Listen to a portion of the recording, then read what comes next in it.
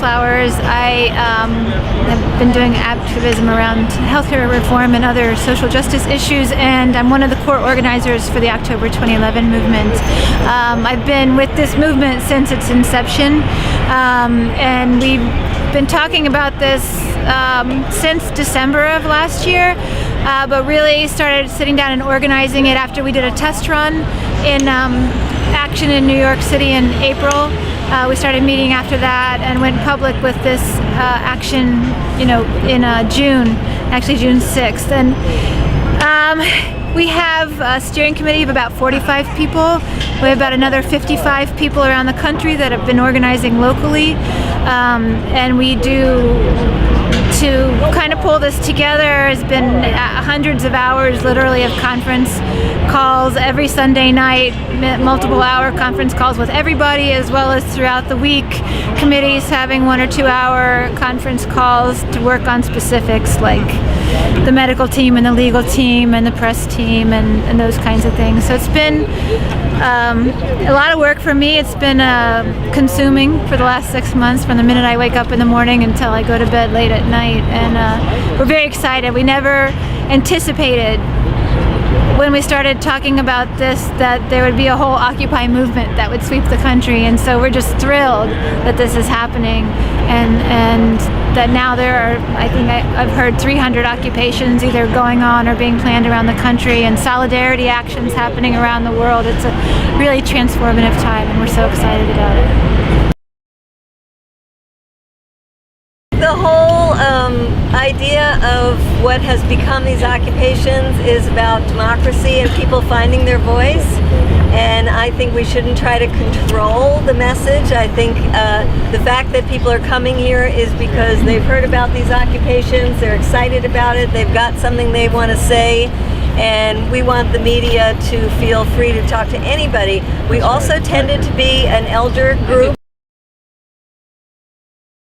Together and try to get a little more clarity. On the one hand, anybody who comes here is part of this. They have a right to speak, and we know there are going to be people here that are really not the people we want here, and we can't really stop them from having, giving a government message, whatever. So, democracy, hey, what we're all about. You have to let. We chose this date because it's the 10th anniversary of the invasion of Afghanistan, but we also chose the beginning of October because it's the onset of the new federal budget, and we wanted to make this broader than the war, because there's a war in Afghanistan, because there's a war happening actually everywhere right now. There's a war on the people in our own country. We have economic sanctions being waged against us in terms of unemployment, lack of health care, difficulty affording an education, being kicked out of our houses. So it's both the wars abroad and the wars here at home, and we're hoping we can connect all this together. And I wanted to say, unfortunately, I think a lot of what has made Wall Street exciting to people who haven't been involved in movements before is that it is seemingly an organic expression of what it is. And as much as we need structure in what we do here, we also need to be conscious that there is an example of something without structure out there, and that the more structure we put on this, and that we show, will be interpreted as people behind it orchestrating it. If you're behind me, you can tap me on the shoulder. Okay, Lydia, go ahead. Oh, I'd say let's be open about that too, because you can't just create something beforehand and then people come in with new ideas. So there's a structure that's been proposed that's open to change, and everything's got to be open to change. This is the moment of change, and if we seem like we're stuck in past ways of organizing which haven't worked, then we're not being this embracing kind of grassroots group that we want to model. And we wanted to start on a Thursday because that's when business as usual is going on in DC. And if we're going to stop the machine, we need to do that on a day when business is in session. So we wanted to have an action because after that we have Friday, Saturday, Sunday, and Monday's a holiday. So we did go ahead and plan something for tomorrow that we think is kind of at the heart of what this is all about, the corporate control of our political process. And so the Arts Committee has put together a march, and so you've heard about the sashes and the very cool things that Bill Moyer and his people at the Backbone Campaign have put together. So we're going to be marching to the Chamber of Commerce, and we should talk a little bit about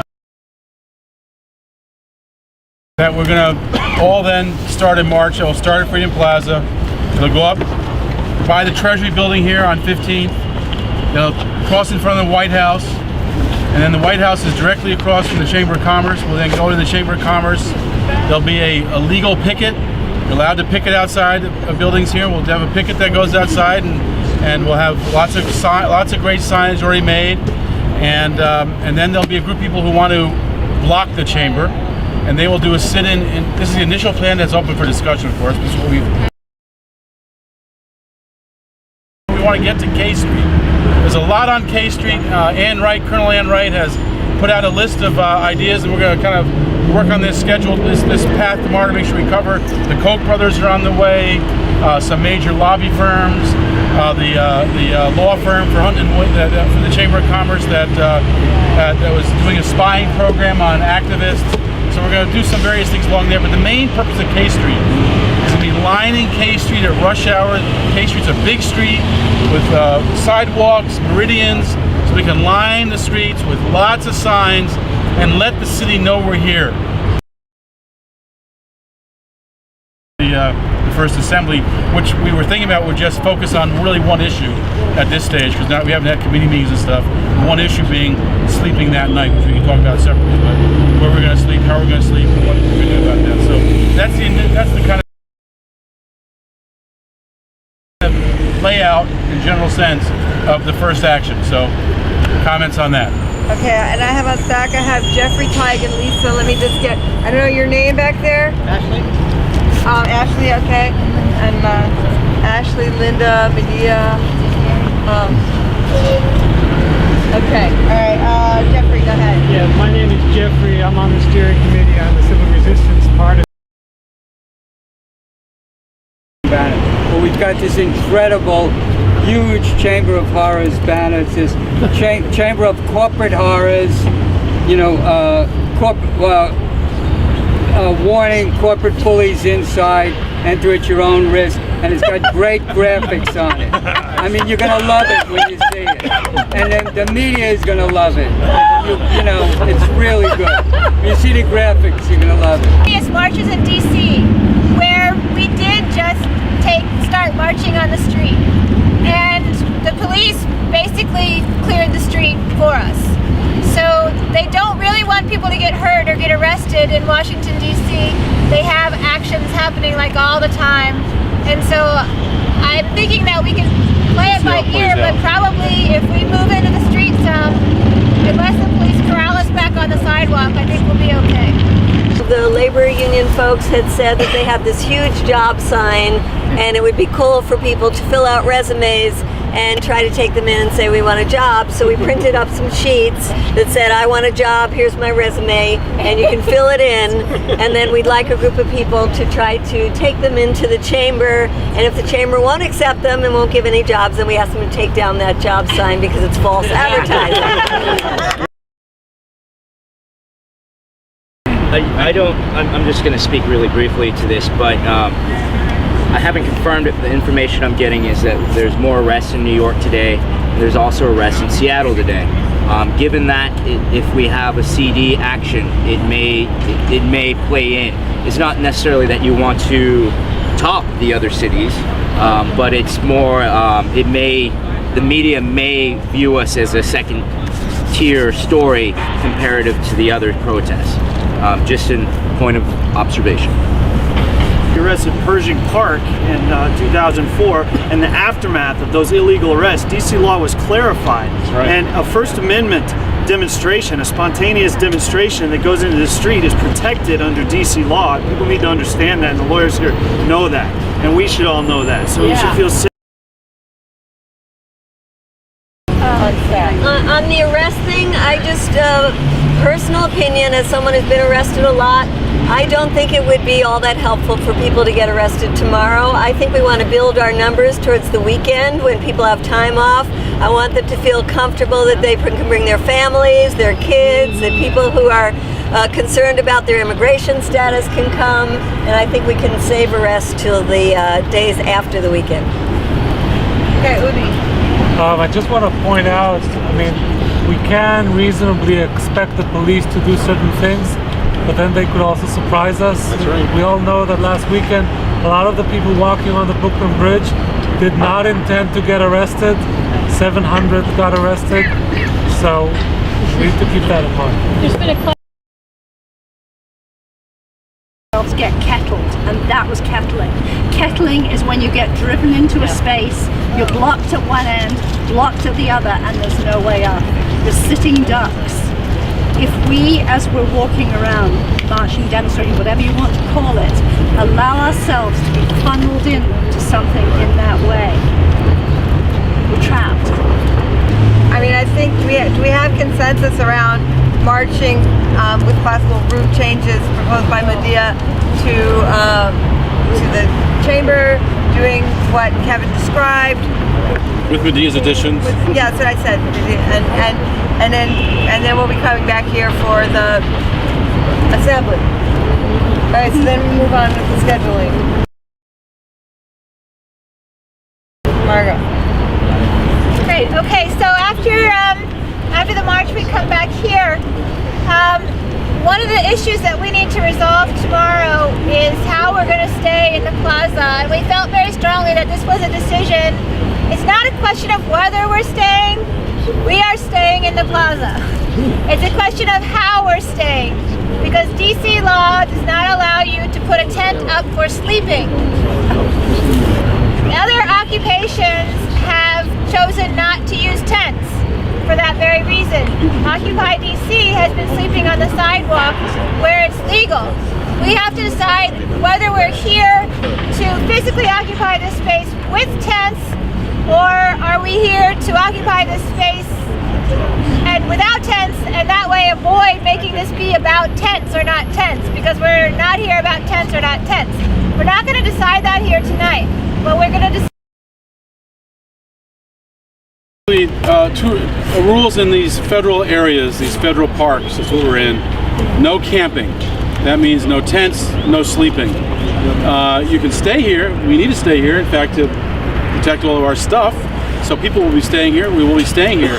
But the strange thing is, even though you can't sleep in the plaza, you can sleep on the sidewalk in Washington, D.C. So you can take your sleeping bag and go sleep in front of a bank. So we might decide tomorrow that rather than sleeping in the plaza, the people who want to sleep tomorrow night, we pick a bunch of banks and we all go sleep in front of banks with signs that say, "You foreclosed on America, we're sleeping in front of your bank." Yeah. Where you start like, what is it gonna look like when you get hundreds or even 1,000 people out here on the Freedom Plaza? To me, I was like, it's gonna be crazy. That's what we need. I mean, that is good publicity, because that's one thing DC has learned to prevent. It's publicity. They don't put it out. You know what I'm saying? They'd rather go around and find a way to beat it down, to harass, but they don't like publicity here. You know, but you get that many people out here, I don't know what's gonna happen. I would believe, like what my brother said here, is just get a lot of boxes. And say you homeless. It's an occupation. You don't have to say where you live. I mean, right now, government is making everybody homeless. So I mean, you have a right, if you're gonna sleep outside, to say that I don't have a home. I might have a place to stay, but I'm homeless, and get some boxes or some sleeping bags and see what happens. I don't put tents up. I wouldn't do it. You're asking for a greater confrontation when you really want to build a movement and put information out. You don't want to just have a crackdown so fast, you know, because a crackdown can disappear. You want something like New York, where it's a constant struggle, and then you get maybe a little confrontation. You get to show how the police officer's an asshole, and then you get more publicity, and then you keep it going, just to have a fast crackdown and let them to show, you know, let the fear keep the people from actually standing out. I would say get boxes, sleeping bags, you know, deal with, it's nice weather right now. You know what I'm saying? some long johns on and deal with it. I think it can happen, but you start putting these big old tents up and all that, I think they ain't not gonna happen. That's just my opinion. I thought about, it's not gonna happen. Okay, I have it done. Is to bring as much furniture into this place. We live here. So I'm going to bring couches and tables and lamps and anything else I can find. We're going to create a library here. We're going to have bookshelves on this thing. And anybody who sees anything laying around in the streets of DC, bring it right in here. Because this is Kevin Zeiss, I'm one of the organizers of October2011.org. Can you give me some idea about the work that has gone into putting this together? We started 6 months ago with about 5 people. Our steering committee has grown to about 45, and tomorrow it grows to probably about 1,000, or multiple thousands, hopefully. We picked October 6th because it's the beginning of the 11th year of the Afghanistan war. It's also the first week of the new federal fiscal year, so you have a new budget. That is an austerity budget for everything except for militarism. And so that was an opportunity to bring together people from a wide range of issues, not just anti-war and peace, but also people who are focused on economic issues and environmental issues, jobs and health, because all that will be cut back as the austerity budget kicks in. So it was a great opportunity to bring people together. And then as we talked about, we've a lot of discussion, consensus process in the steering committee, so it's challenging and slow, but we've kind of worked toward various issues, and all this can be reconsidered tomorrow when the assembly starts to get together. But our basic message is end corporate rule, and that means end corporatism and militarism. It means putting in place a different kind of participatory democracy rather than a system that runs on dollars and concentrated wealth. As I look around, I'm seeing quite a bit of activity going on. Can you give me some idea of the logistics that's gone into this? You're just seeing the beginning of it. There's a lot of logistics. You can see the stage behind me with the We the People sign on it. That's a great piece of artwork from the Backbone campaign. We're going to have art, health tents, legal tents, food tents. We're going to have an art section. We're going to have, of course, porta potties. We're going to have people with chairs to sit in to watch the rally. We're going to have all sorts of media hookups so the media can hook into it. It's just an incredibly big operation to deal with thousands of people. And what makes it complicated is also we don't know how many people will be there. We started this before Occupy Wall Street. And of course, that's kind of exploded in the last couple weeks, and so that's changed things. So we'll see what kind of turnout we get tomorrow. It'll be very interesting to see.